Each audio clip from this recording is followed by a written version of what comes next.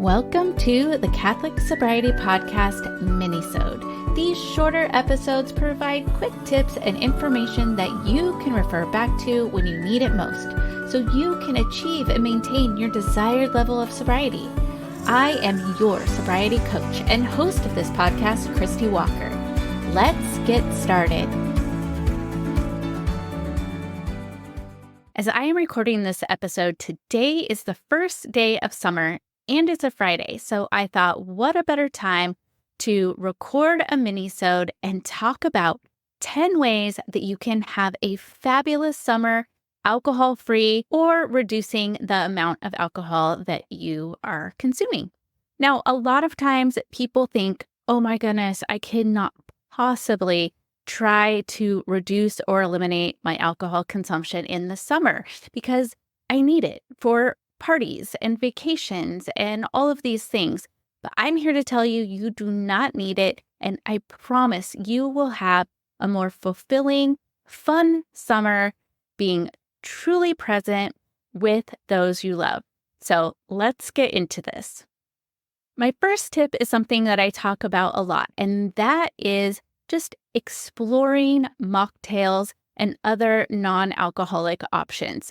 You can get so creative with creating refreshing drinks that don't involve alcohol. You can even try making your favorite cocktails without alcohol. Just get some fresh fruits and herbs and sparkling waters and create. The other thing that I really suggest that you do that is so helpful and just makes your drink or whatever you're making even more special is to get beautiful or fun drinkware to put it in. So if you have like a beautiful champagne flute or other beautiful glassware, then that is just going to elevate it and make you feel even more special as you're drinking that drink. And probably those around you are going to be curious and want some of it as well. And the summer is a great time to get some of those wonderful fruits and herbs because they're in season, they're at the peak of sweetness, so take advantage of that and make a beautiful mocktail bar and enjoy yourself. My second tip goes along with that, and that is to host a social gathering that is alcohol-free. You can make a beautiful mocktail bar, ask people to bring their favorite foods or dishes, or you can maybe have a theme and you can make a beautiful presentation and have just really fun get-togethers without it all revolving around alcohol. You can host picnics, movie nights, outdoor adventures. I mean, people of all ages love scavenger hunts and just create memorable moments without alcohol.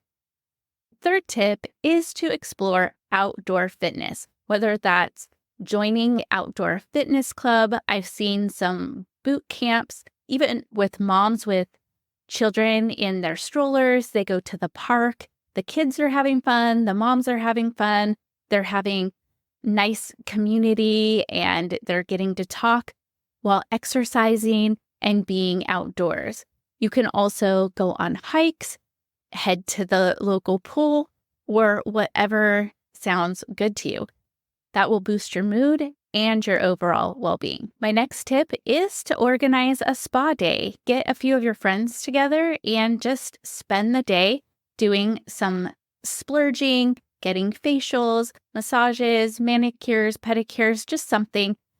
A lot of times we drink because we're seeking community, we're seeking connection with others. And I hope that you are realizing that a lot of these tips still involve connecting with others, but just without alcohol. So find the things that you like to do, that your friends like to do, and instead of waiting for somebody else to organize it, why don't you take the reins and do some research and do the inviting? My next tip is to immerse yourself in local events. So those can be art exhibits, music festivals, food fairs. Just get out and enjoy the outdoors and being around other people and maybe exploring parts of your area that you don't typically explore, or maybe even go into some neighboring communities and check out what they have to offer as well. My next tip is to start a book club or do a Bible study with your friends. When you engage in these types of activities, once again, you are fostering community and connection with others, but at the same time, you're enriching your life. So you're either reading books that maybe you wouldn't have read before, and the best part is you get to discuss them with other people. Sometimes we read a book and we don't really have someone to process it with. If I read a book and trying to talk to my husband about it, he doesn't always get what I'm talking about because he hasn't read the book. But if it's a planned thing, then that makes it even better. And then, of course, there's Bible studies. One year, my friends and I did a Marian consecration. There's all sorts of things that you can do that don't involve alcohol. Another idea is to plan day trips and getaways. One of my favorite things in the summer is to explore communities around our area. We're very close to the ocean, so it's a few hours away, so we'll drive there. Seattle's a few hours away, so we can drive up there. Or if we want to take in a baseball game, if we want to spend time in a new scenic area that we haven't explored, maybe organize like a weekend getaway, a girls' weekend, just to rejuvenate, relax. Even you can go on your own too and just spend some time just journaling, having some time to think. A silent retreat is always a good thing if you can go to that. I don't think I'd be very good at silent retreats, but that's one of my things that I do want to try someday.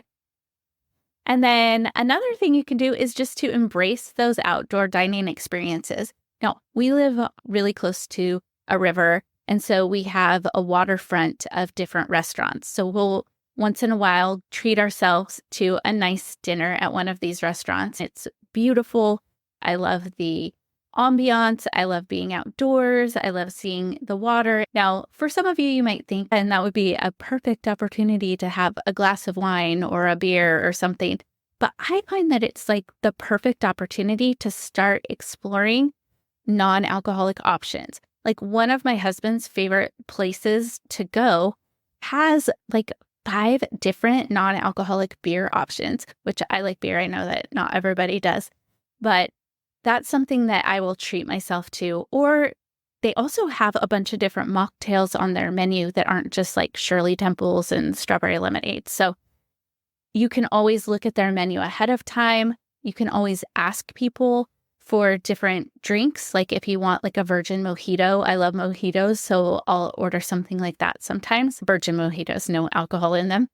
And yeah, so it's just kind of a fun way to enhance your dining experience if that's what you want to do. Another thing you can do to have an excellent summer alcohol-free is to pick up a new devotion, whether that's a devotion to the Sacred Heart, maybe reading the Diary of St. Faustina, praying the St. Michael prayer, praying the Rosary daily, whatever it is, maybe exploring different saints, new devotions, some places in your area, like new different churches that you don't typically go to, or if there's pilgrimage sites, just think outside the box and have a lot of fun exploring and incorporating your faith into your daily life. And then my last tip is to serve others. Find some things that you can do this summer that will fill your cup and allow you to help others at the same time. These can be local charities. You can get your kids involved, maybe do a beach cleanup if you're close to the beach.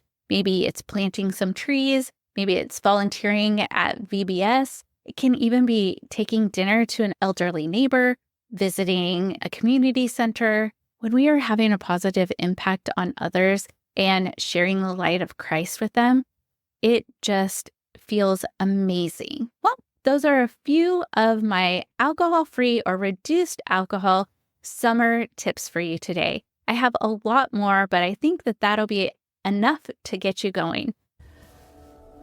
Well, that wraps up today's episode of the Catholic Sobriety Minisode. Thank you so much for joining me, and please be sure to subscribe to this podcast so you don't miss a thing. And remember, I am here for you. I am praying for you.